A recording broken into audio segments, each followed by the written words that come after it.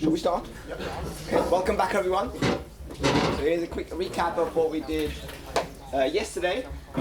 So we're looking at the stochastic thermodynamics of these fluctuation relations. The basic definitions are that the system entropy was defined, the fluctuating system entropy, as minus the log of the probability of the state calculated within the solution of your time-dependent dynamics. And we were using this definition for the entropy change in the medium, so the log of the ratio of the probability of the forward path to the backward path, with the proviso that if you have a time-dependent protocol like a lambda of t, then here you use the time-reverse protocol, which is what this dagger on the p means. Okay? And so here's a sort of summary of the results we got. So there's this completely generic integrated fluctuation theorem that e to the minus delta total entropy change, which consists of the change in this plus that quantity, is equal to 1, which means in particular that the average of delta S total is non-negative. And in non-equilibrium steady state specifically, then you can get this a detailed version of this which relates the two sides of the distribution, the positive and the negative side of the distribution of total entropy change to each other by this exponential factor. Okay? And then as we discussed, that one by integration gives you back this one as it should. Okay, and then we started looking at the end at the Langevin case, where by a very slight generalization of what we did on Wednesday, you have this expression for the entropy change in the medium, which involves your current speed, the drift function, the deterministic drift, okay, which now depends on this time-dependent parameter lambda, and then 1 over the fusion constant. And then if we're using Stratonovich, then even though this is a stochastic integral, we can apply the usual rules of calculus, right? So if we assume that we have overdamped dynamics in some potential, which of course is now time dependent through this lambda, so if we make this assumption for the drift velocity, where gamma is the friction coefficient, then you can simplify this as we did yesterday. So you get as an expression for this entropy change in the medium, that this is related to 1 over d gamma, right, from the prefactors here. And as we said, we want this to be equal to t, because we want to set up the system so that if lambda is constant, it reaches equilibrium at some temperature t. Okay. And what we've got left is basically, we had a minus there, and then we had a time integral from 0 to the final time, and then we have x dot times the total derivative of the potential. So that's the total derivative here. Minus x dot dv by d lambda. So that just came out of the chain rule, because here we have the x derivative. If we take the total time derivative, we get an x derivative, which is this one. That's a lambda dot, thank you very much. Yes. Absolutely. Okay. So so if we put the t on the other side, then we get that temperature times entropy change in the medium is equal to minus the change in the potential.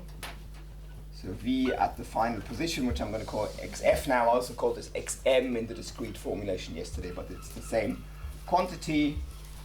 And this would be at the final lambda minus the potential energy at the beginning. And then we have plus this integral over, that's proportional to lambda dot times dv by d lambda. And then as we said, you can interpret this term as the work done by the fact that you're changing lambda. Okay? Because it relates to changes in potential energy at constant state that only come from the fact that you're changing lambda at time t. Okay, and then I got worried about the signs, but actually the signs are all fine. I was just reading the wrong equation in my notes, because I was reading the equation for the action difference. Well, and because that's what you can always say. Well, you could check. No, but I had an equation for the action for the forward and the reverse path, and that contains a minus. Okay, so that's why I got confused. But actually, so this is all good. Let's just check that this makes sense. So let's just abbreviate this and call it delta V, so change in potential energy. Right. So if we bring the delta V to the other side,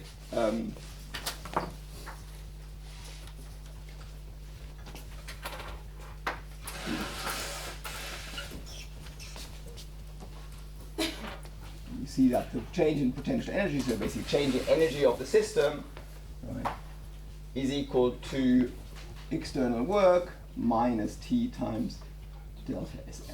Right? And that's actually the first law with the correct signs. It's just telling you that the energy in your system changes, well, because you have external work done on the system that can increase the energy, right?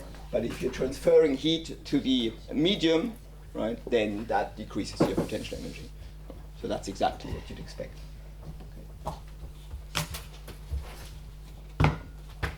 Okay. And so that can be seen as a sort of posterior justification of this choice of delta Sm, right? That delta Sm turns up exactly in the right way in the first law. So I hope no one's lost too much sleep over the apparently wrong signs. They're all fine. Look at us. Maybe they don't. Particular. Indeed. Okay. So we can now relatively quickly get one of the sort of early key results in stochastic thermodynamics, which is the Jasinski relation and the Crookes theorem. And the Crookes actually came afterwards, but in some sense is more general. So I'm going to do it in a slightly ahistoric way, and we'll do Crookes first. Okay. So what we're going to look at now is a protocol where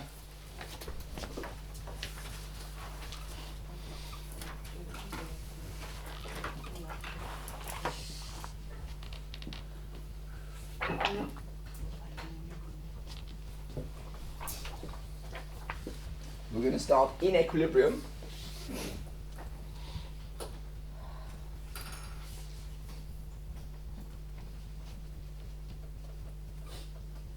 For both the forward and the reverse process.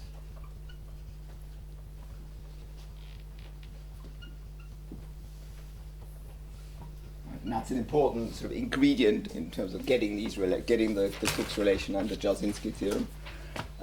So we're going to assume, to be explicit, that P of x0 is basically the equilibrium distribution, which I can write as P free energy at the initial lambda minus potential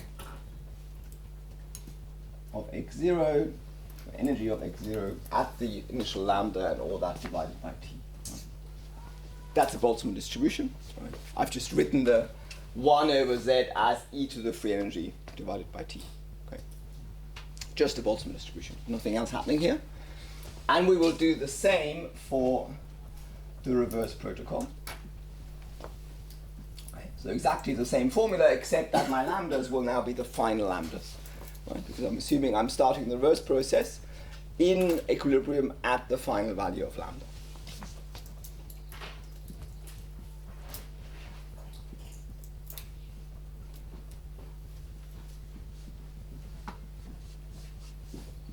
Okay. Otherwise exactly the same. So that's the important sort of specification of what you need for the kind of next results to work. Right? You can do anything with your lambda of t. So particularly you can have a strong perturbation. You can change lambda kind of rapidly. The only thing that we need to ensure is that whatever that time variation of lambda is, in the forward process we start from a system that's at equilibrium.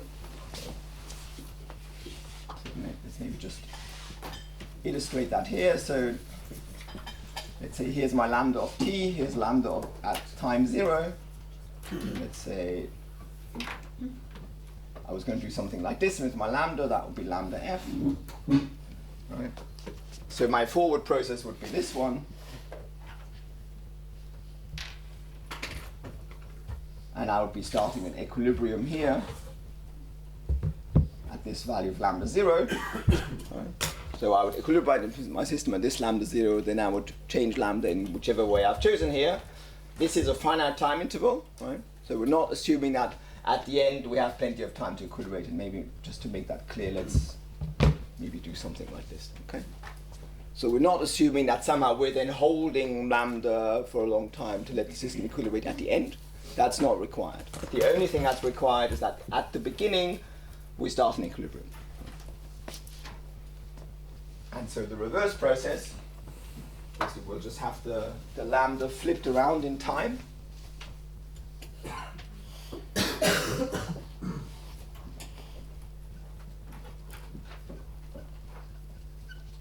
So now we're starting at the same value of lambda f. Now we're going downhill gradually like this. Then we're ending up at lambda 0. And again, the only assumption is that we're starting in equilibrium. So these changes can be rapid. And again, this time does not have to be long, right? So we're not assuming anything about the system having time at the end to equilibrate. There are versions also where you have to assume. But the reverse initial state is manifestly different from. Absolutely. From the forward final state. Yeah, absolutely. Yeah. I mean, I could arrange things so that they are agree by having a sort of long period where I have lambda constant, but you're absolutely right. In general, that final state is not equivalent to that one, right? And that's just what we assume, right? So that's just saying we do 2 experiments, that's how we're going to construct them, right? Okay. So for backward process, we do not start in the point where we ended in the forward process. It should be the same lambda. The lambda is the same. Yeah. But the distribution of x here is not. Right? That was Werner's point, right? So because I'm making finite rate changes here to the lambda, this is not going to be an equilibrium distribution here in general, right? Whereas for the reverse, I do assume that I'm starting in equilibrium. So in an actual experiment, you would have to kind of have a sort of equilibration period here before at constant lambda, and similarly here you'd have to have some equilibration period before at the lambda f, right? So that's the assumption here. Okay. Well, then we can relatively easily write down now what the ratio of the complete path probabilities is. Here I have the conditional path probabilities, so given the initial condition, right? So now let's look at the complete path probabilities, where we multiply this by p of x0 and by p dagger of x0 dagger, right? So we're going to look now at the ratio of the complete path, forward path under the forward protocol and reverse path under the reverse protocol. That's just the product of my conditional probabilities and the initial state probabilities.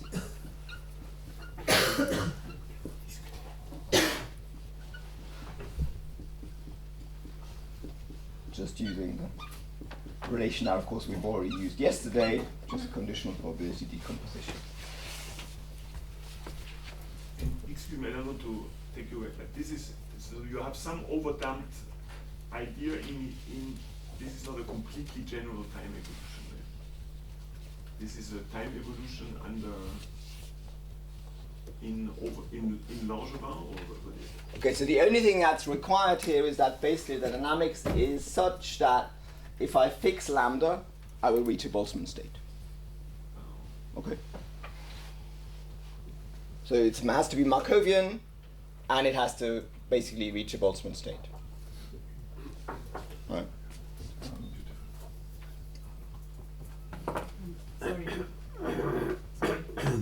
And the fact that to the end it's very flat in lambda 0 means that we're going to reach the equilibrium there, or for the reverse path, or not? Like I said, I'm not specifying how long this time is. Okay, so in general, no. But it's okay, but it's some time. Yeah, but it doesn't matter. I mean, I could do something wilder. Like, I mean, if you want, I could make my protocol this. Ah, okay. Okay. Okay, it's not important that this is flat. Okay. Okay. That was just to have something that's easy to draw for me, but it's not important.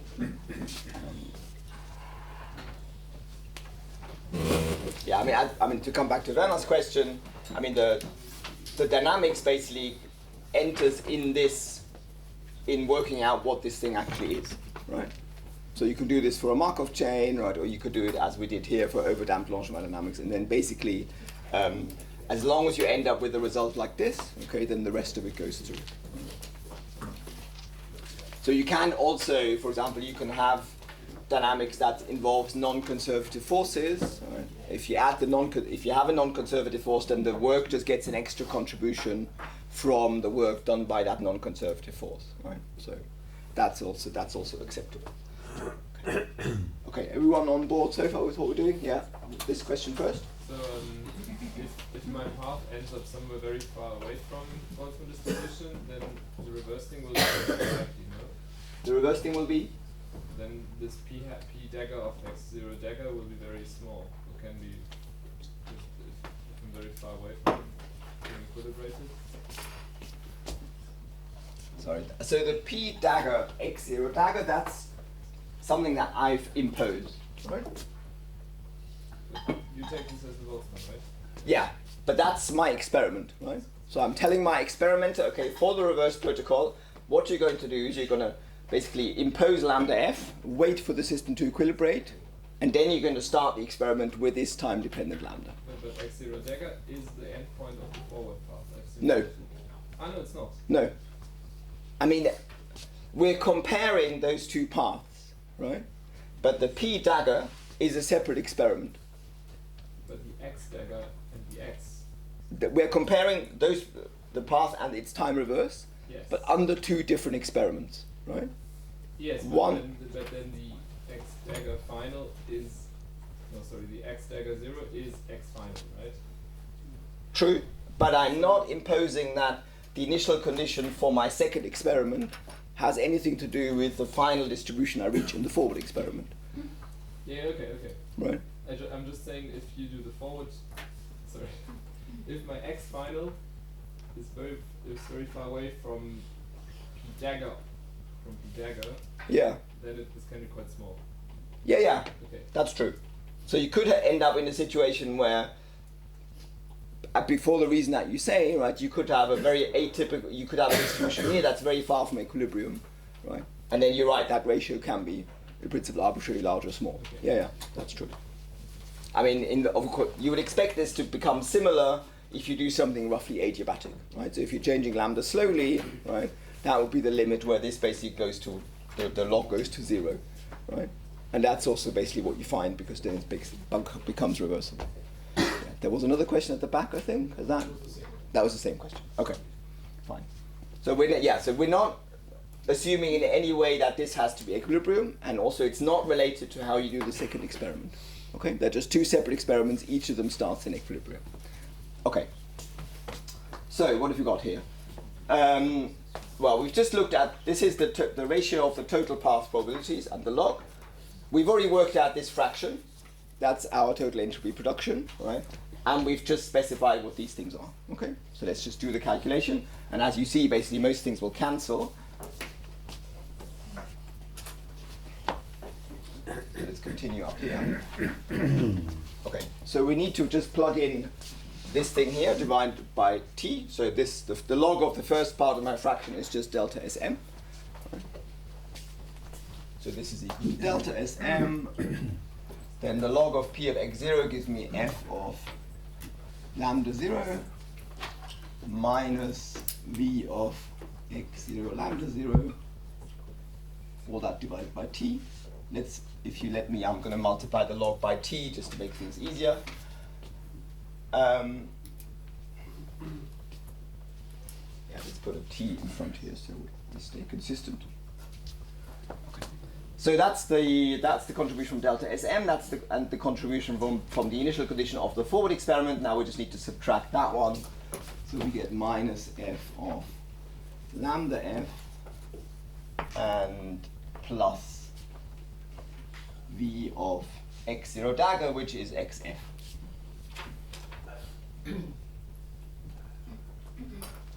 So that's just combining the things that we've worked out for delta Sm. Actually, we've not even plugged those in. It's just combining the delta Sm with the initial condition.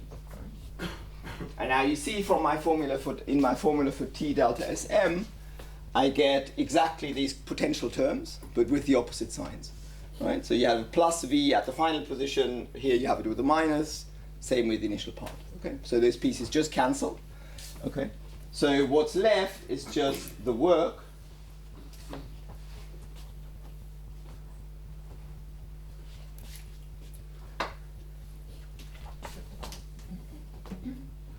minus delta f, where this delta f is just the obvious difference in free energies.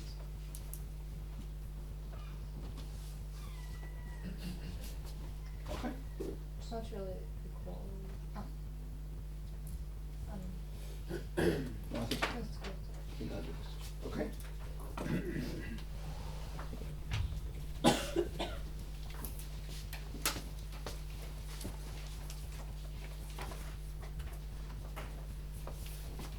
Okay, so basically if I now rewrite this in terms of the path probabilities, what that's telling me is that the probability of the forward path under the forward protocol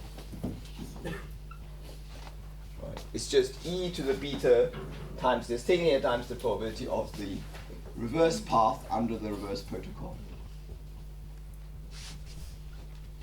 This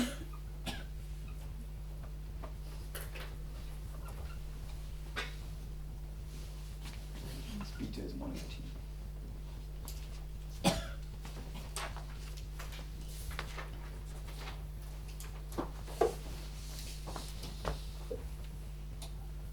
Okay, so that tells you directly how these path probabilities are related. Right. And now I can do the same trick as yesterday. I can say, okay, on the left, let me sum over all paths that give a defined value of W. That gives me the probability of getting that value of W under the forward protocol. Right. This is then just constant because I fixed W. Okay. And if I do the same sum over paths on the right-hand side, well, I get just all the paths that in the forward path gave me work W, right? But as you can see, the work W is odd under time reversal, right? Because this is just some function of time, this changes sign. Okay, so W goes to minus W under time reversal.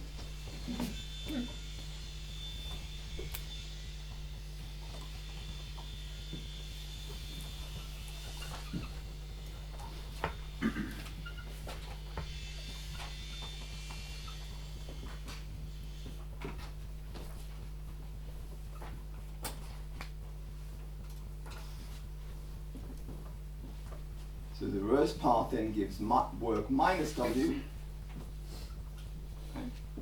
And so what we get out of this is that the forward probability of a certain value of the work is the protocol under the reverse protocol of getting the negative value of the work times its exponential weight factor.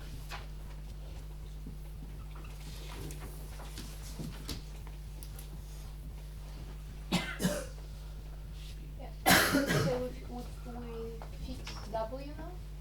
Yeah.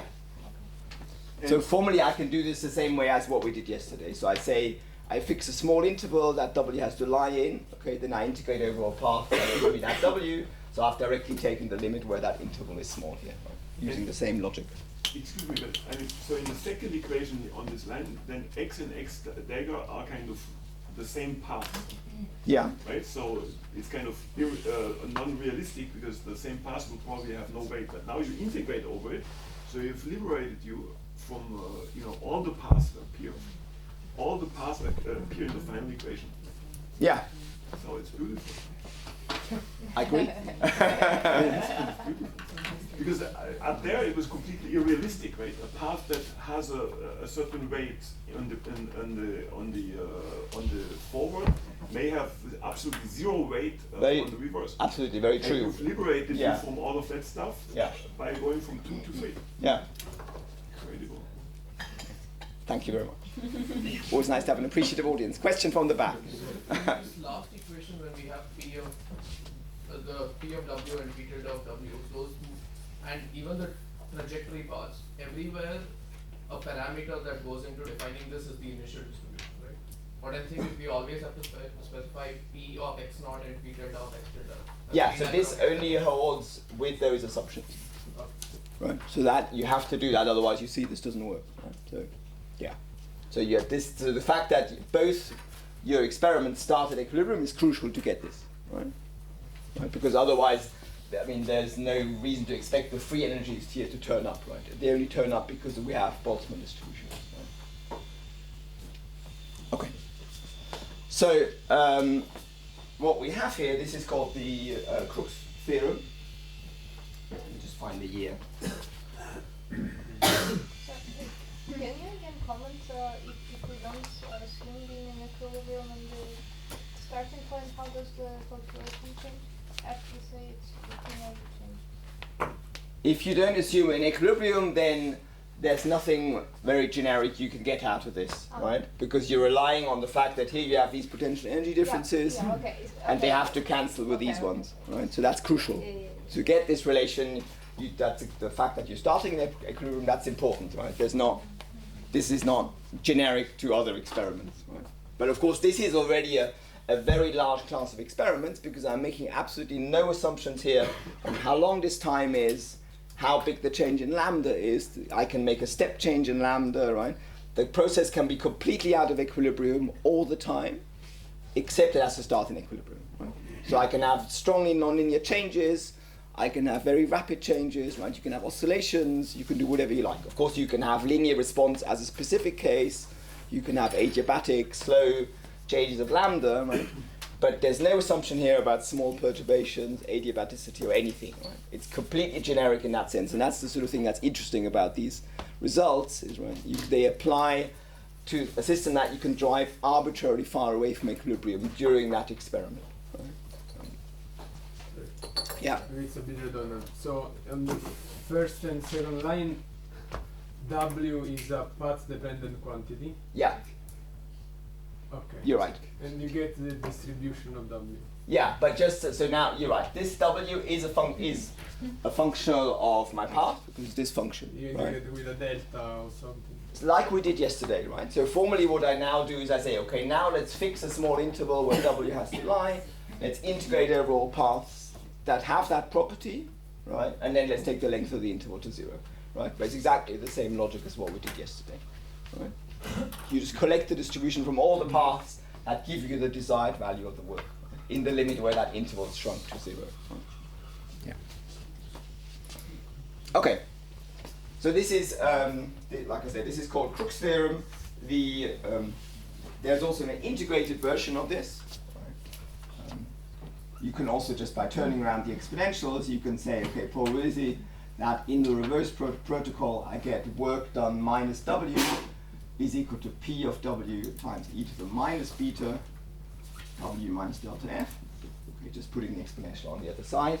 And now you can integrate the left-hand side in a way that, in the same way that we go from here to here, to get the integrated fluctuation theorem, the integral of the left-hand side is 1. Right? So you get that the average of e to the minus beta W minus delta F is equal to 1, or that the average of e to the minus beta W is equal to e to the minus beta delta F. And this is the Jarzynski relation. Let me just make sure I'm spelling this correctly.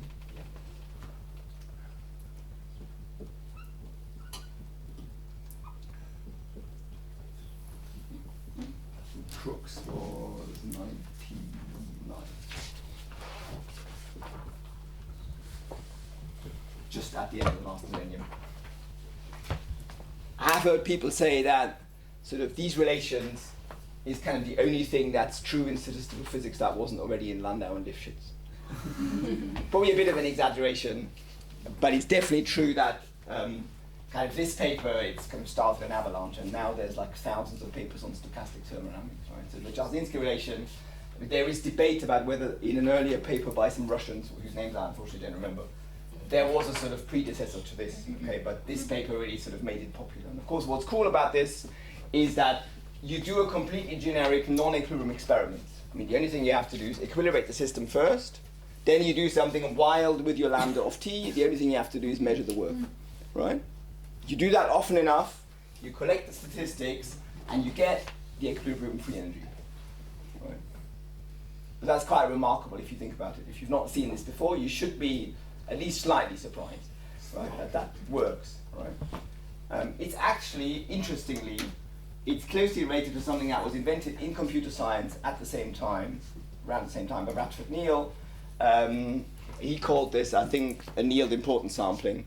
So what he basically showed is that if you do kind of simulated annealing, but you don't let the system equilibrate in each stage of your simulated annealer, you could still get the partition function, right? And it's actually exactly the same maths, kind of surprisingly. The Radford Neal paper came out sort of 98, but then it was actually I think the idea was there at the same time. Radford, there was a much cited preprint around 98. He then published it as a book in around 2000. Right? But this is one of those amazing cases where the idea was sort of in the air, and it came up at the same time in physics and in computer science, right? With exactly the same underlying maths, but obviously from slightly different perspectives, right? Because simulated annealing with a sort of non-trivial cooling schedule is exactly this kind of experiment. Right? Yeah. Sorry. The usual interpretation of this relation is therefore that you study a non-equilibrium dynamics, Yeah. and from that you know something about the equilibrium. Exactly. Yeah. Okay. But not the opposite. No. I mean, it's not used to know something about the non-equilibrium process. No, for example, Just you use the cannot. non-equilibrium process to learn something about Yeah, the equilibrium exactly. distribution. Okay. Yeah, but so I mean, yeah, you could. This does not tell you anything about, for example, what this distribution looks like, and for example, that will be some complicated function. In fact, that's our next goal, is to work out how to calculate these things. Right. Okay, so that's the Crookes theorem, and just to kind of show you maybe pictorially, roughly how this looks. Right. So, let me see if I can draw this.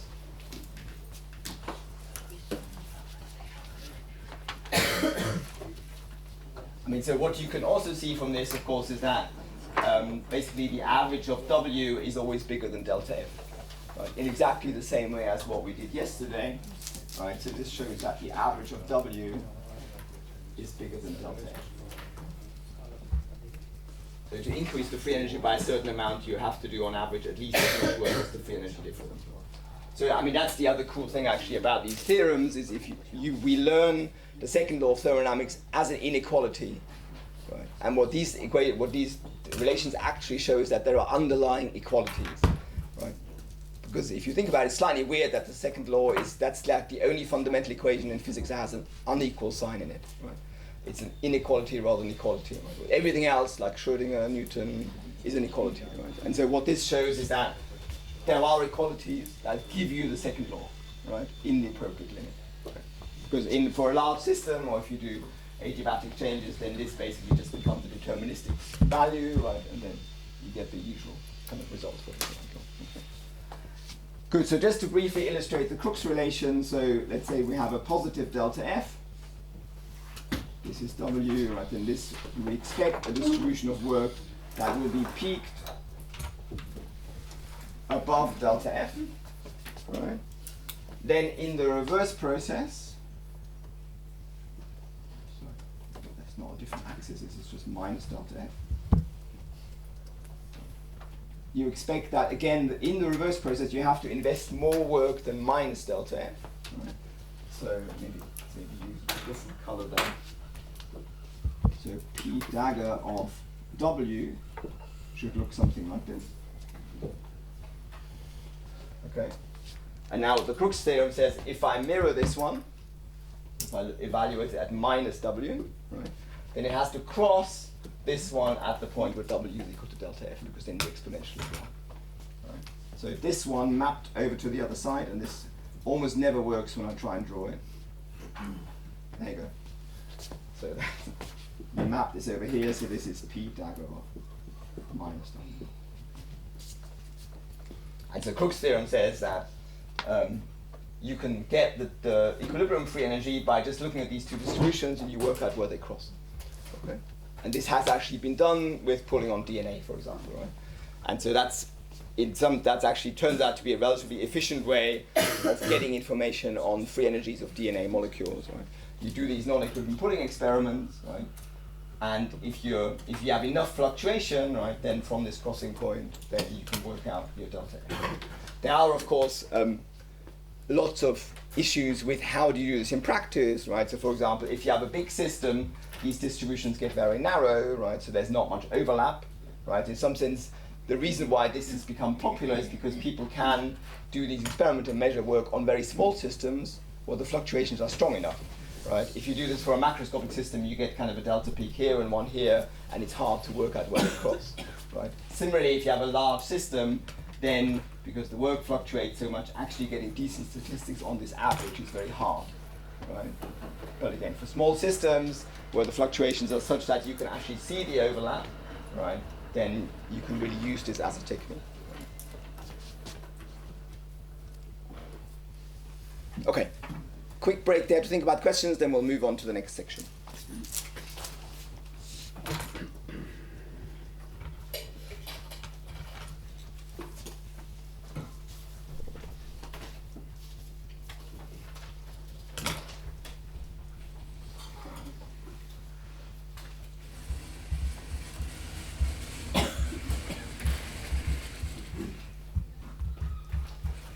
Everyone good? Right, so our next task, which sort of follows on from this, is basically how do we actually calculate these distributions? Is that, yeah? We have a question. Like, on the big picture, like, this thing already depends on the initial condition that you have. But, like, for example, if I imagine an experiment in which I have a system which is at equilibrium, and at some point I switch on lambda, Right. then I don't know which is the equilibration under the dynamics of the induced lambda and switch on. So we're saying that all the dynamics that happens under lambda is related to the equilibrium properties before I switch on lambda. That's like it. That's like this. Because the equilibrium is like, okay, if I interpret this as a quench, for example. Right. Okay, so no, I mean, it's very nice. Like. So you can interpret this as a quench, so for example, whatever, if this was something like temperature or interaction strength, you could say this is my high temperature equilibrium and this is my final low temperature. Right? That would work. But then to do the reverse experiment, you would need to be able to equilibrate your system in the low temperature phase. Right? Okay. So then, I mean, this still holds theoretically, but whether you can do that in an experiment or a simulation, that's a different question. Right? So there might be situations where you cannot actually equilibrate the system at the lambda f, right? And then, of course, then this doesn't work, right? So the assumption is that whatever your protocol is, the system is such that you can equilibrate it with the initial and the final value of lambda. Okay. So the assumption is that you can reach equilibrium at both lambda 0 and lambda f. Okay. So, I mean, with DNA pooling, that's relatively straightforward. Right, your control parameter is basically distance between two colloids where you attach the DNA, right? And then you just have to change the distance, wait, and then let the DNA equilibrate, right? That doesn't take very long if the DNA strand isn't too long, right? So there it's fairly straightforward, right? You have a lambda 0 is, say, whatever, short extension, lambda f is large extension. In both cases, you just let the thing equilibrate. Then you can kind of rapidly kind of extend or kind of unextend, compress the system, measure the work, right, and then this all works. Okay. Yeah? So, instead of equilibrium distributions for P and P tilde, Yeah. it's not. If I start with like a non-equilibrium steady state, then a lot of this goes through, except I don't have like a definition of delta F. Is there still something interesting that comes out as a similar relation? Yeah, so there's various generalizations of this, kind of due to Artano and Sasa. So there's a whole zoo of these. There's also other things you can do, not just using time reversal, which is what we've used here, but there's other ways of constructing a dual dynamics. For example, by modifying dynamics so that the steady state currents change sign. Okay. So yes, there is a sort of a broad spectrum of other things that look roughly like this. And I would recommend looking at the Seifert review for those. Yeah. So there are definitely other things you can do. And yeah. Right. So at this level, all these quantities have this probability distribution. Yeah. But when we go to the macroscopic scale, they become deterministic quantities, right? Yeah. So is it known like how on increasing the system size, all these distributions converge to a delta function? Well, I mean, what you expect from the sort of standard scaling in thermodynamics is that, okay, the mean values will scale with n, right? And the standard deviation will scale with root n. Right? So if you're away from any critical points or anything, that's the scaling you would expect. Right? So the variance should go as 1 by square root n or something. So this is an extensive quantity. So it'll have mean order n and standard deviation order root n. But this standard deviation should decrease on increasing the system size, right? It should converge. If you divide W by n, it does, yeah. It's the usual thing, right? I mean, even energy fluctuations in a Boltzmann distribution, the actual fluctuations of the extensive energy are root n, right? But then the relative fluctuations of the energy compared to its mean, they're 1 over root n, right? So it's just a matter of how you scale it. You can ask other questions. I need to do some wiping anyway. So. If you have other questions, just shout.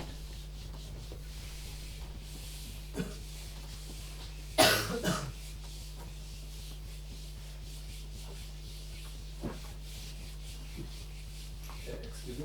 Yeah? I didn't really get like the last drawing that you did. Can you explain what you want? So this is meant to be an illustration of what this relation says. Okay. So we know that if we run a forward experiment, right, from this inequality, that typically we're going to have values of work bigger than delta f. And here I've taken delta f to be positive. Okay. So I expect a distribution of work in my forward process that will have an average bigger than delta f. Okay. In the corresponding reverse experiment, my free energy change is minus delta f, and the work I expect to have to do to get that minus delta f, I again expect to be bigger than minus delta f. So I expect the distribution of work in the reverse experiment to have a shape roughly like this. Okay. Now in the Crookes relation, what I need to do is look at the probability that in the reverse experiment I've got minus w, okay, which means I take this plot and I just flip it around the axis, right? And what the theorem says is that these two curves, so P of W and P dagger evaluated at minus W, they cross where W is equal to delta. Okay. And in fact, it says more. It says if I divide these two curves by each other, I get, or if I take the log of the ratio, I get a straight line. Right? So that I'm sure my drawing will not satisfy that requirement, but you get the idea. Right? Sure. Okay.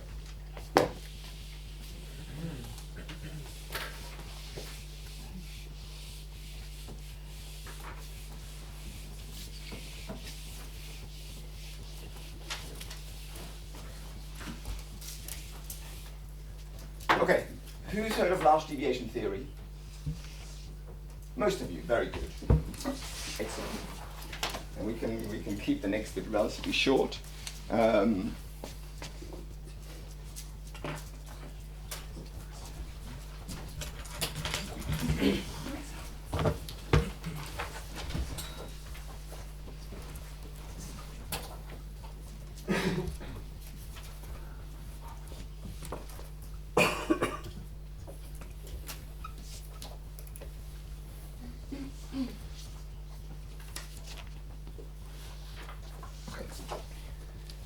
So basically, the question now is, how do we calculate these distributions?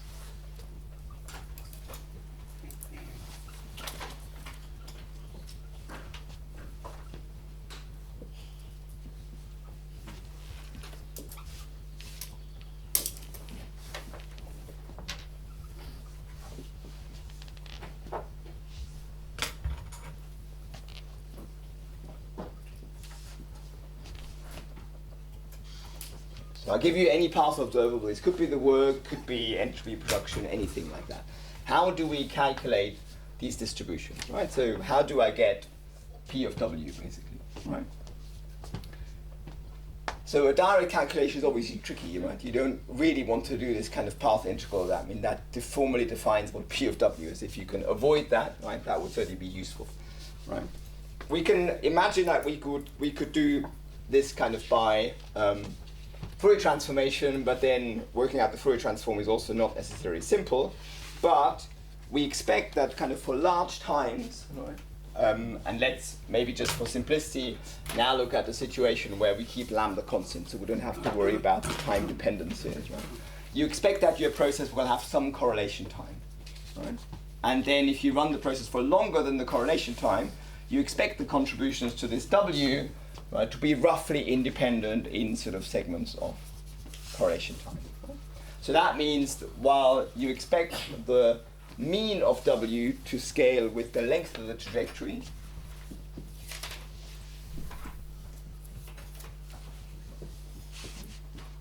so let's focus on the case where lambda is constant, just to simplify things, that the average of W will scale as T. Okay. I'm going to use T as an abbreviation for TF. I wrote this as TF earlier just to keep things short. I'm just going to call it T for now. Length of the trajectory, length of the experiment. Okay. So what do we expect for the variance? Well, we expect that from this kind of correlation time argument.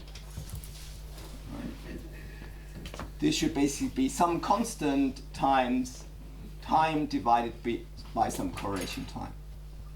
Right? Because as I said, we expect roughly, as a hand-waving argument, that there are chunks of time, length correlation time, where the fluctuations of this W are independent. Right? And so you expect the variances to add up independently, so you expect the variance of t to scale linearly with the length of your experiment. Okay? And actually you expect this same thing also to be true for all of the cumulants, right?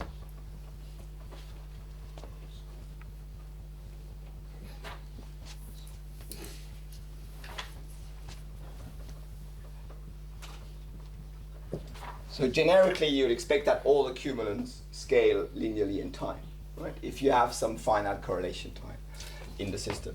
And that's just because we know that whenever we have a sum of independent random variables, right, we know the thing that adds is basically the cumulants, right?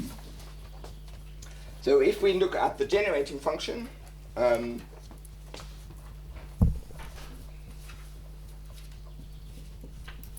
let's just call that the average of e to the minus zw. That's would be the moment generator.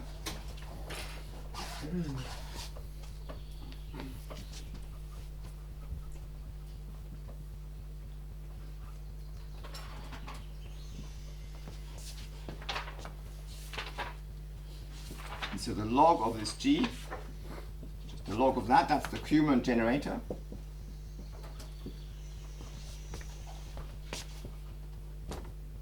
Let's see where the other flux go. Hasn't woken up again.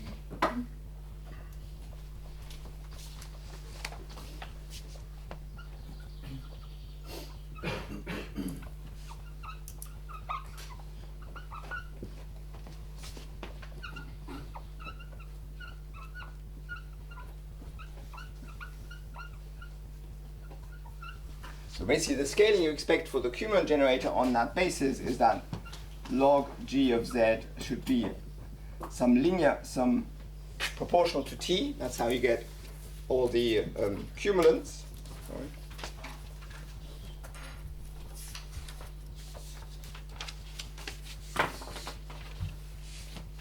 Sorry, I just need to quickly check my notation.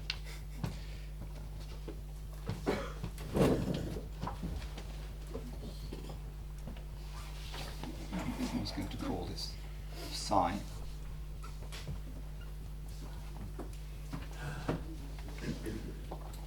So this psi should scale linearly in time because it's the thing that generates the cumulants, right? And it should be some function, and again, let me just quickly check.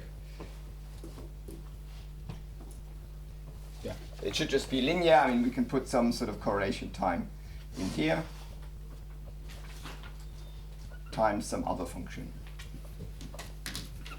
psi tilde of z, right?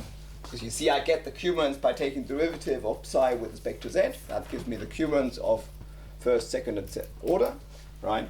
And so this scaling just tells me that the cumulative generator should be linear in time, right? Times some function of z. Okay, if that's true, then all the cumulants will have a linear scaling with t. Okay, so that's a sort of natural thing to assume for the cumulants. Okay.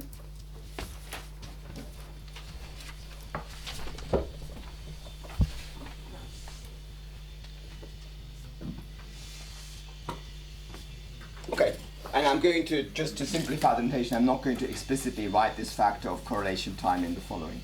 Okay, so I'm just going to cross this factor out and include it in the definition of psi tilde. Okay, so this then has this psi tilde then has a dimension of rate of 1 over time. Right? It's just to simplify the notation. I could keep this factor, but I would just have it lying around in all the equations. Okay. So now let's look at what that says about the distribution of W. Okay.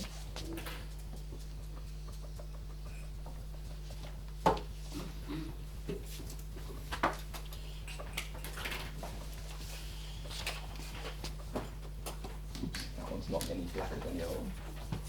Here's a new one.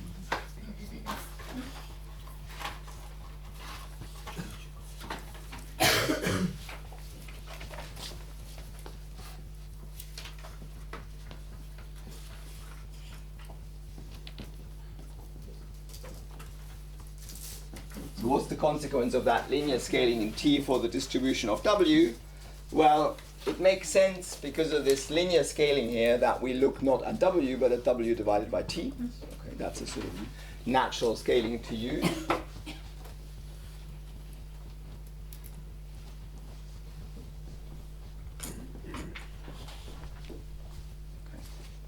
And then let's look at the probability that W is equal to T times W tilde. Okay.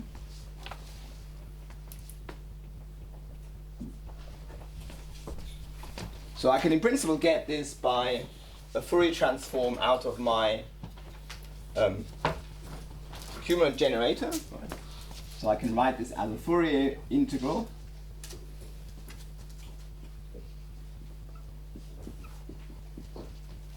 of e to the I W tilde. I'm going to switch from omega to z shortly so there won't be so much notational confusion here.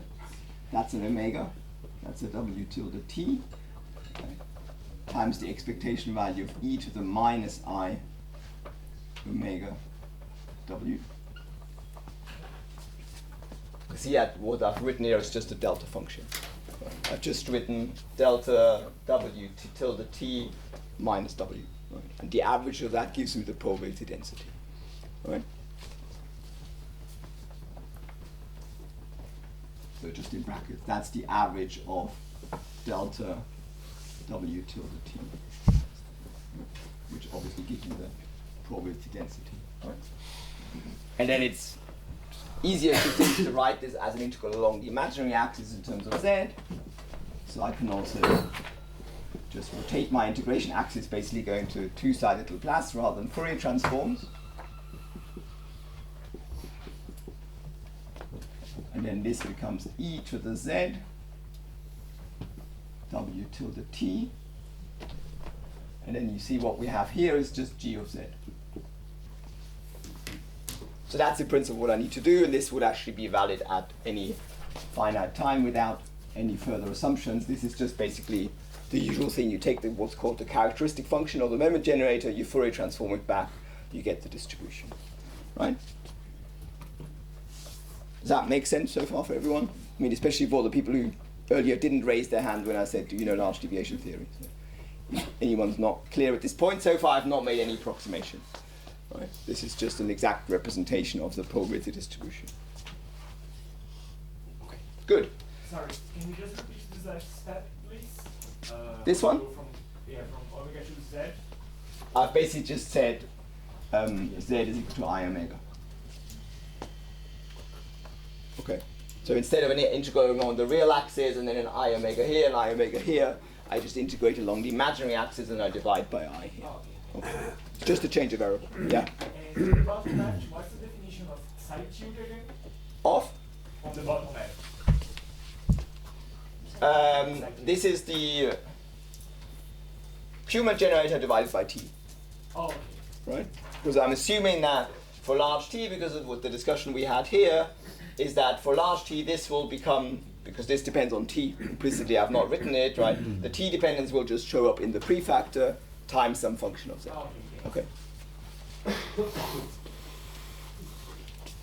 Okay, so now let's plug in this, that assumption here, right? So for large t, we make this assumption that we wrote earlier, then this is my z integral of e to the time times z w minus, so let me just double check how I wanted to do to have the sign of psi tilde. Yeah, let's do it. So I've literally just plugged in that form of log g of z. Okay, not done anything else. Okay, and now you see for large times, right, this becomes a saddle point integral, right? You have some function of z times a large prefactor, right? So for large times, this becomes dominated by the largest value of the integrand times corrections which are sub-exponential, okay?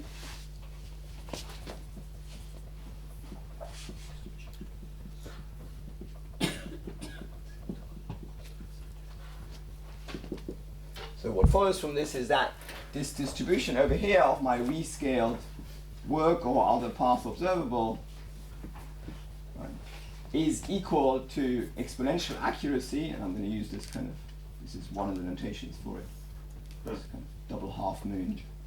This means 2 exponential accuracy in time.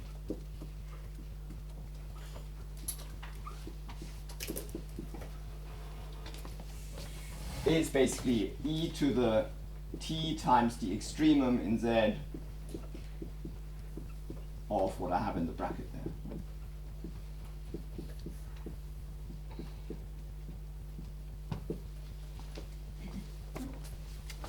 So what that shows is that your distribution of w for large times will have this form, right? And so the main thing about this expression is that I have a time prefactor, right? And the dependence on the work is through the work divided by time, is through this w tilde, okay?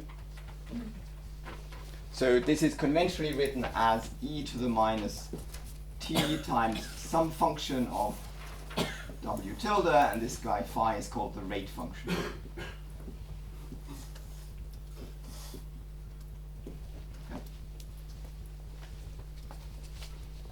So basically what we've had to do to get this is just to assume this linear scaling of the cumulants in time, and then here we've used this large time limit to evaluate the integral by an extremization, so by a saddle point. Yeah? And what happens to the corrections? What happens to the what? The corrections after you make the saddle point approximation, you have additional corrections, right? Yeah, they are subsumed in this sign. So there are sub-exponential factors, right? But so formally what happens is that if I take the limit of t going to infinity of 1 over t times log of this probability distribution, that is the rate function. Okay. So that's the definition of sub-exponential corrections, right? So anything that disappears when I take that limit is not included here, right? So you're right, there will be at least a power law correction coming from a sort of Gaussian approximation around the saddle point, for example, right? That gives me a power law prefactor, which when I take the log and divide by t, disappears, right? In the same way that when we do equilibrium stat mech, when we always do saddle points with n rather than t, right? And then we ignore the sub-exponential correction. It's the same thing here. Okay, so that's basically the sort of 10-minute summary of large deviation theory, right? And this is the sort of rate function for large deviations, as they're also called. And why do we talk about large deviations here? Well, it's because what we're interested here is fixing a w tilde, right? And so, of course, if that's equal to the mean, right, then we expect this guy to be 0, right? Because at the mean, you should have the peak of the distribution, but that peak can neither diverge exponentially with time nor decrease exponentially with time because of normalization, right? So we expect at the mean this rate function should be 0. Okay.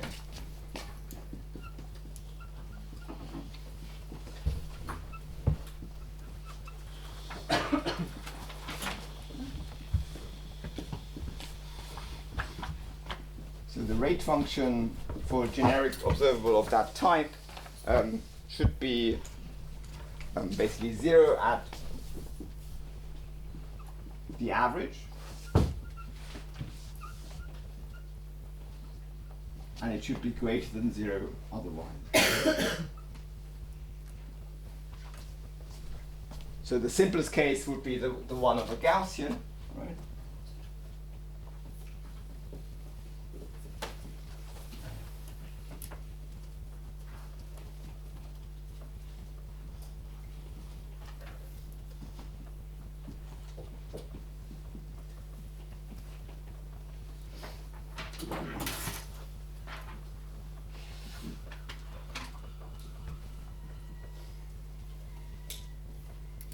Then the phi just has a very simple parabolic shape here. I have my w tilde. This would be the average value. So it would just look like this. But in general, of course, that rate function can be more complicated. And the point of the rate function is that the values over here, either side of the mean, right, they have exponentially small probability. Right? Well, that's what we've just written down. Right? That's why they're called large deviations, right? Because we are looking at things which are exponentially rare, right? So we're not looking at the sort of central limit region, which is a region of sort of order 1 over root t along here, right? Which was the question from earlier, right? But we're looking at the things which are exponentially unlikely, right? That's why it's called large deviation theory, right? We're looking at finite deviations from the mean. It's like in the Boltzmann distribution, asking the question, what's the probability that the energy is half its Boltzmann average, right? And that's exponentially small, but in principle it's something that we can calculate. In Boltzmann theory, it's basically just entropy minus beta E, right? So the rate function in Boltzmann equilibrium is essentially energy divided by temperature and entropy, right? So you can actually think of the whole of equilibrium thermodynamics in this kind of setup where time is replaced by system size. Okay. There are people like Hugo Touchet who argue that in some sense kind of the natural way to think about equilibrium thermodynamics mathematically is large deviation theory. But I'm not sure whether we want to subscribe to that view, but that's that's what it is. So what you can actually show is that this extremum here, which I haven't specified because this is a little bit fiddly if you know about saddle point integration, because formally we're integrating along the imaginary axis, right? But then we expect that this result should actually be real, right? So what happens is that the saddle point actually ends up being on the real axis, right? So you have to actually formally deform the integration contour away from the imaginary axis to go through the real axis and find the saddle point. Okay, I think in view of time, I think most of you will have seen that technique in other contexts, and so it's not particularly important for us here. But so it turns out this extremum is actually essentially a maximum. Okay. So what we've derived so far is that the rate function is. Now I need to double check to get the sign right. So it turns out it's the minus the minimum of psi tilde of z plus w.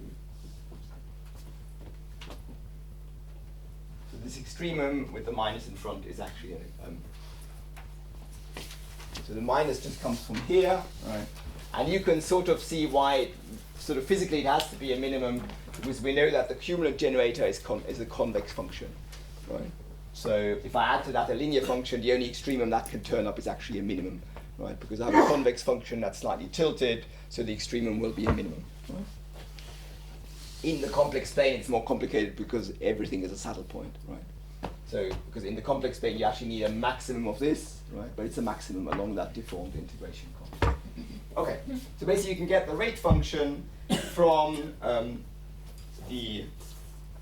once you know the cumulative generator. And so the formal version of this is called Gärtner-Ellis theorem.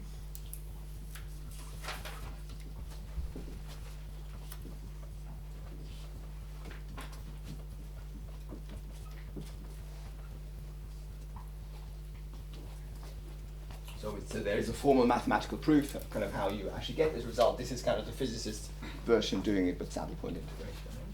And so what the theorem actually says is that in general, for example, if you have a distribution P of W that is, for example, bimodal, right, what actually happens is that this phi of W tilde ends up being the convex hull of the rate function for the actual distribution. So that's the general case.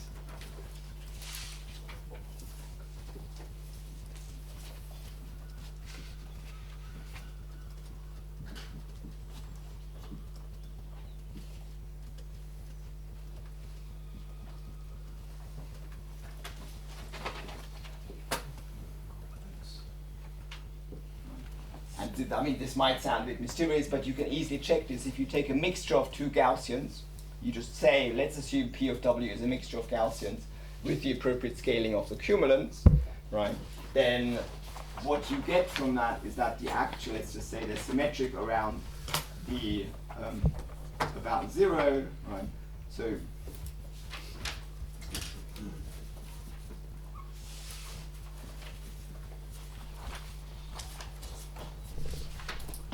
that's an example that you can easily do. If you're not sure, I can tell you exactly how the cumulants should scale, but they're basically like over there, right?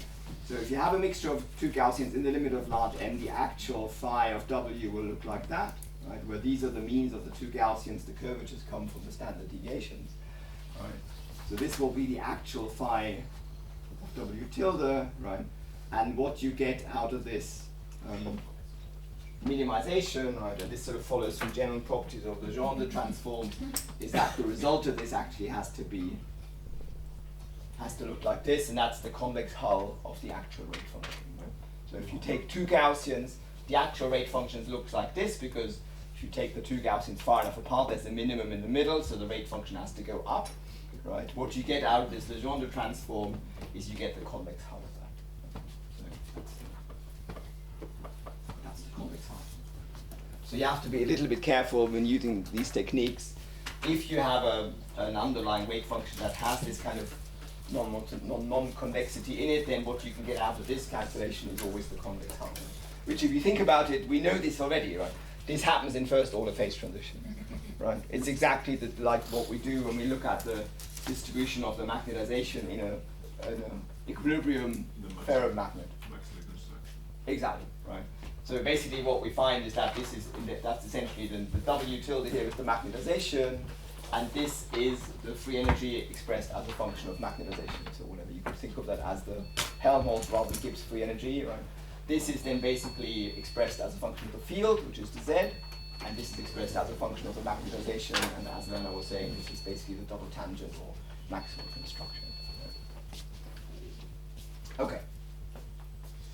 So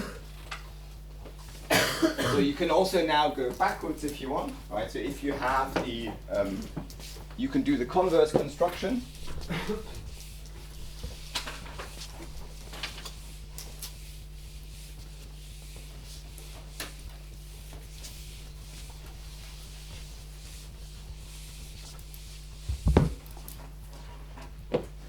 So you can go backwards. If I give you the rate function, right, then of course you can also, by the same saddle point technique, you can get the Kuhlmann generator.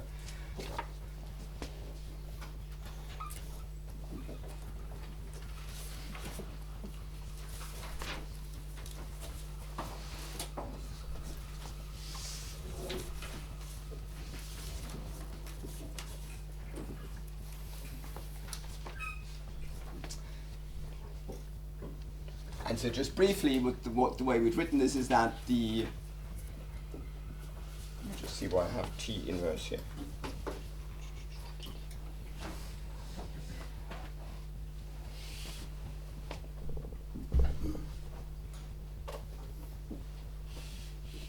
Oh, that's a typo in my notes. Okay, so this psi tilde I get by taking 1 over T, because we put a T in the definition, times the log of the average over W tilde, right, of e to the minus t times the rate function. So again, I'm ignoring sub-exponential correction. So if this is only true for large t, but that's all we want here, right? That's the rate function, and here I need to put in a factor of minus z t w, right? So this is just writing down the moment generator, okay? So it's an average over W, that's the probability, that's the thing I'm averaging, the e to the minus zw, right? Ignoring all the sub-exponential factors, so in principle there's a Jacobian of 1 over t there, which doesn't matter, right? So again, then by doing saddle point, right, what you find is that psi tilde of z, if you take t large, this just becomes the extremum of the exponent, right? And this ends up looking symmetric to the other one, so it's just the minimum over, the negative minimum over W of phi of W minus ZW. Sorry, plus. You see, it's just the, this comes directly out of this saddle point integration, right? So you just say, take the maximum of the exponent, right, which is minus the minimum of this thing, right, divide by t. So that's the kind of Legendre transform, that's the reverse Legendre transform to that one, as you'd expect. So basically, the rate function and the Kuhlmann generator are related by Legendre transforms.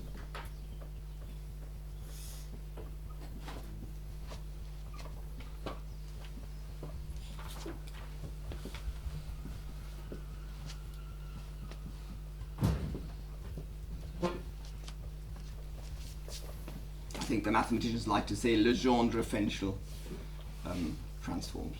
We're mainly among physicists here, so let's stick to Legendre.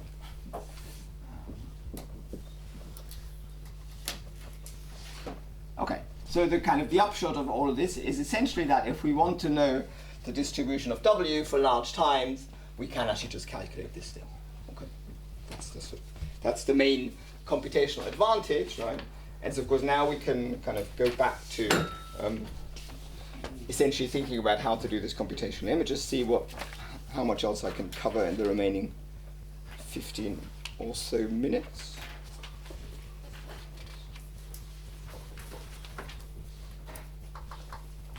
Yeah. But yesterday we see that as W is odd function under time reversal. Yeah. We have a symmetry over Z and 1 minus Z for the generating function. Well, that was for the entropy production. Yeah. Okay. So here at the moment this is a completely generic path observable. Right. Okay. But you're right, if I was doing this for a non-equilibrium steady state, right, and I was using for W tilde the total entropy change, then I would have to get that symmetry around Z equals a half. But we have to do it for the entropy production. Yeah, so here this is completely generic. The only thing I've put in is that all the cumulants of the original variable, the W, they scale linearly in time. Right? That's the only thing I need. Right? I mean, you don't even need to think about path observables here if you don't want to, but the scaling that's linear in time comes from the fact that we're looking at long trajectories. Right? But yes, if you applied this to a non-equilibrium steady state and you looked at entropy production, you would get the Galotti-Cohen symmetry. Okay.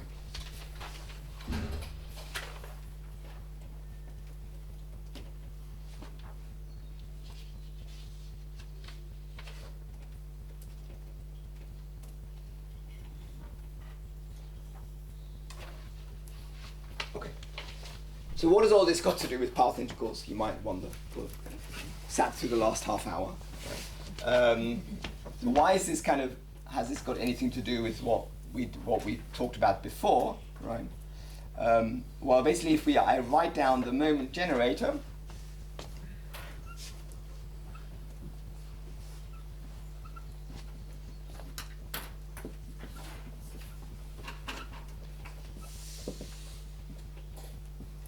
so this G of Z, right? I can think of that as a path integral, right, of this distribution over all of my paths, right, times e to the minus z times W, which is a functional of the path. Right? I mean, that's just writing out the average that I was doing before, right? I started off saying this G is just defined as the average of e to the minus z W. Okay. So you can think of this as a generating function, right? Or, and this is sort of the important conceptual shift now, you could think of this like a partition function. You can say, like we do in equilibrium statistical mechanics, well, this is some distribution over trajectories, and this is the normalization. Right? So you can either think of this as a usual moment generator, or you can say, well, actually, I want to think about this distribution of trajectories, right? And then I'm going to normalize it with this. Okay. So we did the same maths, but conceptually it's a bit different, right? Because now we're saying, let's seriously think about what this dynamics would actually be if I reweighted it, right? And so that's the shift now to what I was calling kind of trajectory thermodynamics, right? Because now we're basically doing the same thing as what we do in equilibrium thermodynamics if, for example, we apply a magnetic field. We start with some distribution over spins, let's say, and then we add a biasing term that says, okay, e to the plus beta h times magnetization, let's work out the partition function. Right? And so you see what this is doing here is doing the same thing at the level of trajectories. It says start from some unbiased ensemble of trajectories and then bias it. Right? And so what we're going to have to try and work out is basically, does this ensemble have any interesting properties? Right? But what you can already see maybe is that this can give you phase transitions, right? But they'll be phase transitions with coming from a bias in path observables, right? So they're dynamical phase transitions. They have no equilibrium analog, right? Because now we're doing the same thing as equilibrium thermodynamics, but not with configurations, but with trajectories, right? So that's the idea. Okay.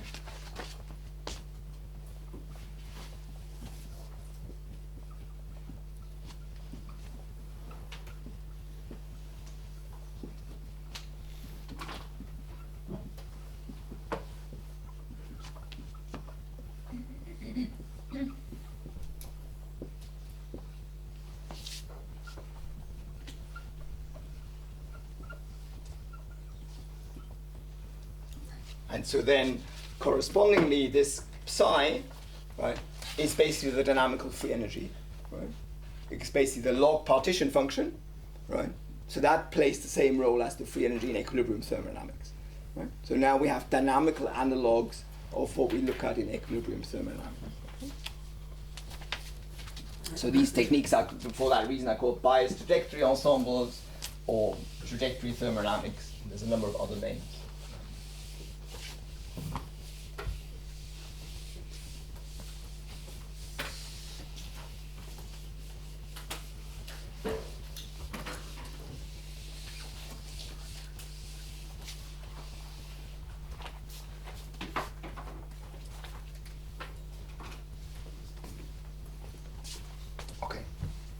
So I'm going to. By bias, you mean bias by the work, huh? Exactly, by this factor. Okay. Okay. So I apologize, but there will be another notation change at this point. Again, it's just to fit in with the literature, right? So here I've tried to keep the notation from the Crookes theorem. Okay. In the literature, people prefer to call this thing S. So we're going to call it S. Okay. It's called the S ensemble. Okay. So, I mean, I could have persisted with this, but then if you want to read the original papers, you're going to have to rethink anyway. So I think we might as well do the switch here. Okay. So we're going to go from Z to S. One reason for that is that actually I want to be able to use a Z again for the partition function, and I don't want to have a small and a large Z because that's just too complicated and too prone to misreadings. Okay. And we're going to call this W B. Sometimes they're also called. Okay. Right. Okay. This is the usual thing. There's not enough letters in the alphabet to do theoretical physics properly. Okay, so we're going to write a partition function that will now depend on S, and it will depend on the length of my trajectory, and it will be the average of e to the minus SB in the unbiased ensemble. That's one way of thinking about it. Right. So I'm going to sometimes put a 0 on there for unbiased. So that's the original dynamics. And G is Z. Exactly. Come on. You have the whole weekend to think about this. You can come back refreshed on Monday. By that time, you'll have forgotten the old notation anyway. So that will not be a problem. Okay. And then here's just a repeat of the definition from before. This is going to be the path integral, basically, of the probability distribution, the unbiased distribution of paths, times this e to the minus SB. And so, as I said, the sort of terminology that's historically developed in the literature is to call these things S ensembles, and the S is just this bias parameter. Okay. I apologize. I don't know why they didn't call it Z ensemble. Arguably, one could also put a plus there, okay, but never mind. Then it would have been more like a field. But okay, I'm just trying to kind of roughly stick with what's around in the literature. Okay. So what we're going to do kind of on Monday is basically start looking at how to calculate this dynamics. I have sort of 10-ish minutes, roughly. Yeah. So I want to just set up the kind of formalism because we're going to do this. You could do all of that in the kind of for the Landry dynamics that we just discussed. It's slightly easier to do mathematically because you don't have to think about operators, etc. if we do it for Markov dynamics. And I just want to complete the confusion by introducing my notation for Markov chains, which unfortunately is different from Werner's. Okay. So I'll try and do a notation I knew it was coming. Yeah, sorry. It's just one of those things. Okay. So we're going to explicitly look at this for Markov chain, just because of the maths is slightly easier.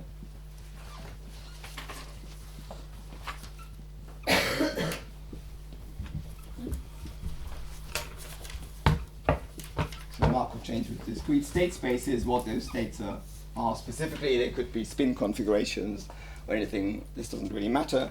So I'm going to have states. My states are going to be called N. So Werner's were called I. I'm just going to put the Werner's notation here. Okay. I'm going to have transition probabilities. Next time we sit down together. Yeah, okay. But the kind of column versus row vector, No, it's exactly. I mean, there's always going to be a 50-50 split, I think. Right. So my transition probabilities, I'm basically going to write those as W M N, and the transition is going to be that way. So it's from N to M. Okay. So this is from N to M. And I realize this is annoying. It's the opposite of what Werner's using. This is what most physicists use. The mathematicians like to do it the other way around. It obviously is just a choice, right? And so I'm going to work also because I want to take a continuum time limit with rates. So I'm going to set these guys up to be basically 1 if you're in the same state, up to a small correction which defines the rate, right?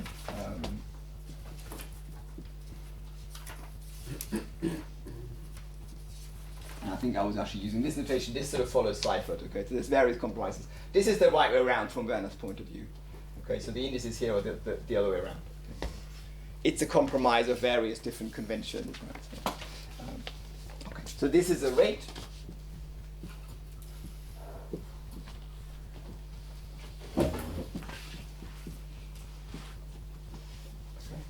And to make this thing well defined, you see what I have to do on the diagonal, right, is I have to put what's called the exit rate.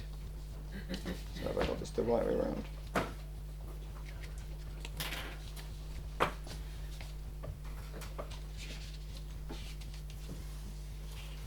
So let me just quickly check what convention. I'm trying to make my convention as similar to Werner's, but this is obviously a hopeless enterprise.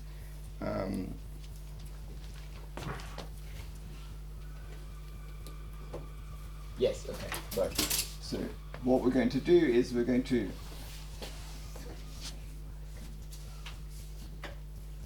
I'll have to do it that way.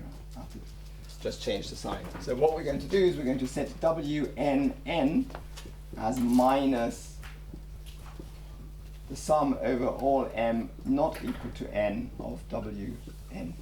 Okay? So if you think about it, that's actually not a very complicated object.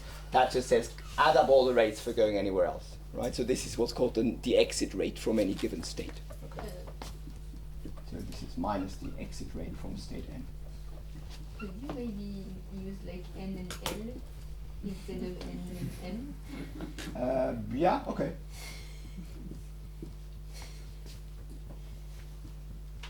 I'm not sure I'll be able to do that consistently, but you can remind me.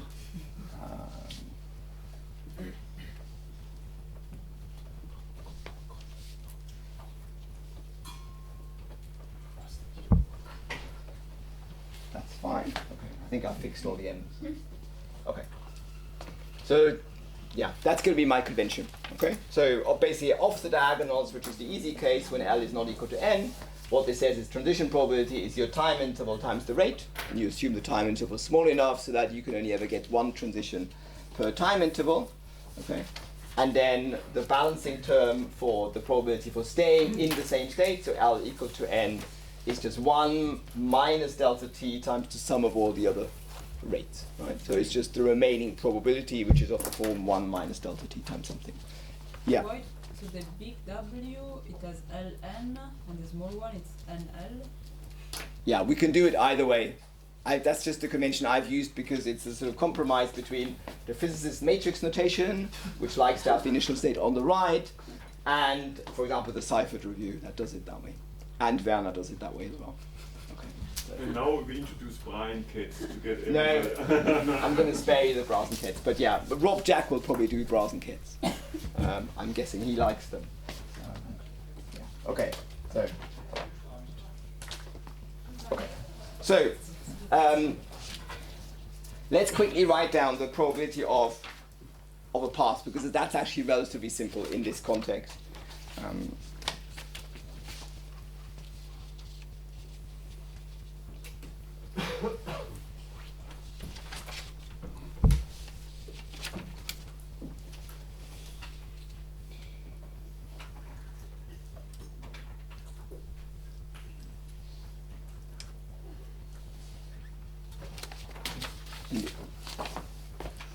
going to call this P. Right? This is also, at least that's the letter Werner used. Let's call that P, that's the actual probability. Okay, so what's the kind of path probability for a Markov chain like that? Well, that's very simple, right? So the probability that I get a sequence of states from n0 to nm. Let's take the same m as in the last few lectures, right? By the Markov property, right? That's just the probability that I'm in some initial state, right? And then I have all of these transition probabilities. So n, m, n, m minus 1, multiplied together until I get to p, n, 1, n, 0, p of n, 0.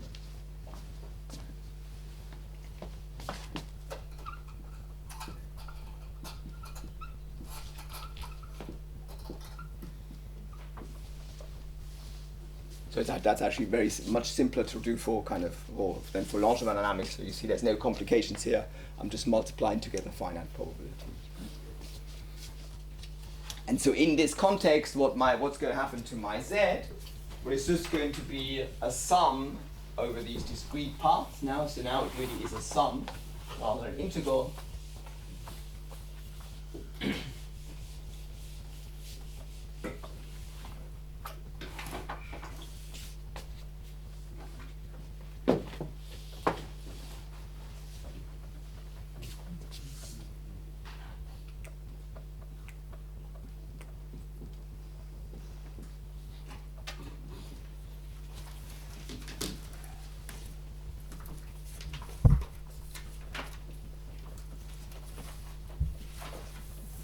Now I just need to take the sum over all discrete paths.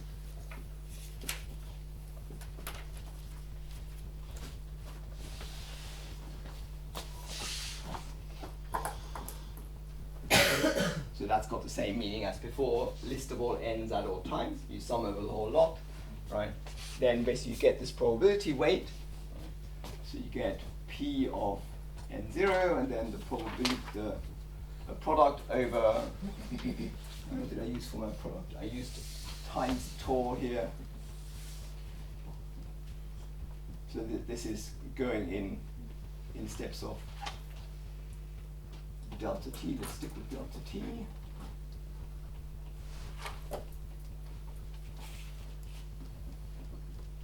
I'm just using a discrete time index like before, and I've called it tau here. And then you have the probability of going from n, state n at time tau to state n in the correct notation. So I'm putting that state there times e to the minus s b, which is some path observable, so it depends on the path. So what are you giving up by going from Langevin to Markov? Is there any loss of quality? Not really. I mean, I can always then at the end go back and take a continuum limit, right, and go back to a large number. Right. So in some sense, this is more generic, right, depending on your philosophy. It's easier to write down because. But for example, your discussion of lambda, it was a big part of what you did at the beginning. It has evacuated. No. This is all. You could just make the rates dependent on lambda.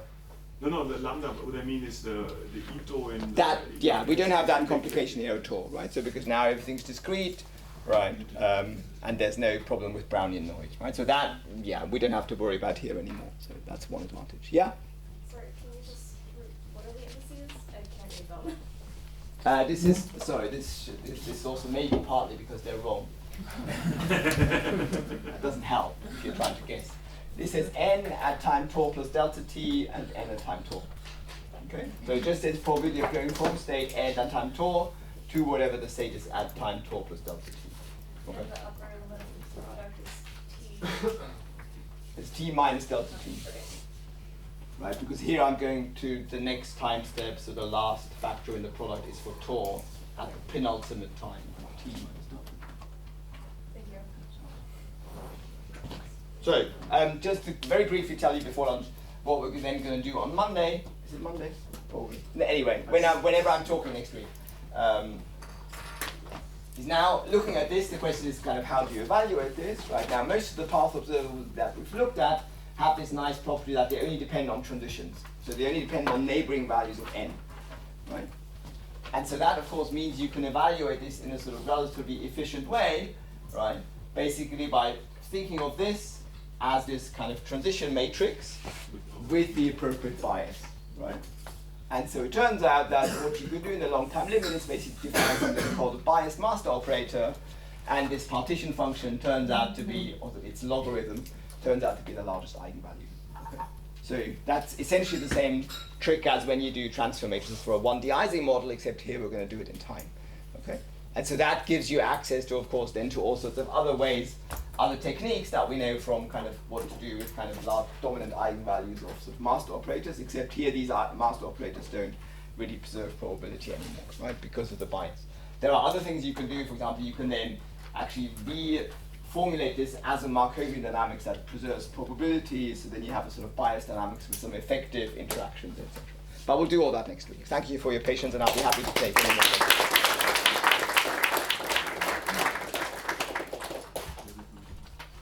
Okay, questions?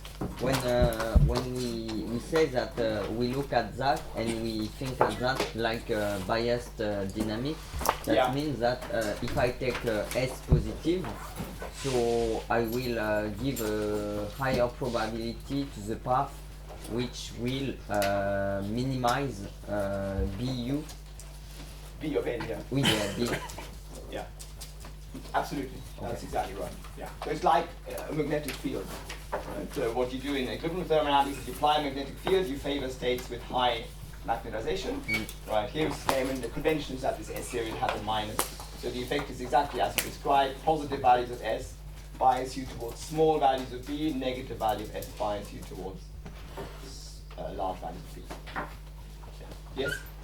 I have this feeling that systems on finite dimensional objects like lattices or things like that are complicated to solve. But in this setting, the sample space on which this Markov chain takes place is arbitrary. So this could be a lattice with spins on it. A deck of cards or a yeah, graph, exactly. Whatever. So where does the dimension of the system, the topology of the... That comes into these transition rates, right? Okay. So whatever, if you have some sort of spin flip dynamics, it complicates that part. That would be this thing that basically says, okay, this is non-zero only when your two configurations differ by one spin flip, and then that gives you the appropriate rate, right? So this is completely generic. The sort of topology of your configuration space comes into the fact that a lot of rates will be zero in a system like that, because you can only have one spin flip, for example. But this could be anything else. This could be a system of, let's say, molecule numbers, and then these W's represent reactions, right? So at this stage, I've not really said anything about what these are. They could relate to states of some molecular motor, right, that has kind of multiple cycles where it moves or it doesn't move, and then this is just a transition rate between those states, right? So at the moment, this could be generic, right? You could do it on a lattice model, but also on lots of other things. Right, so for lunch, just one thing before. So we are going to have the posters, the first poster session this afternoon. So we are going to have all the ones. So we go in alphabetic order, but we take the second half. So we go from O until the end. So if your last name is O or, I mean, later in the alphabetic order, you put up the poster. So actually, to put up the poster, I will put stuff here, and you will have to put it on the door here in the building croisière, or on the glass wall. You don't put it, but I will write the rules here on the board. You don't put it on the wall, because then it's a mess actually to take it out. Okay, but I mean, I will put instruction on the board. You can come, I don't know, around 5:30 to set it up, and then we start at 5:45, and then you can leave it actually until tomorrow morning. Okay. Good.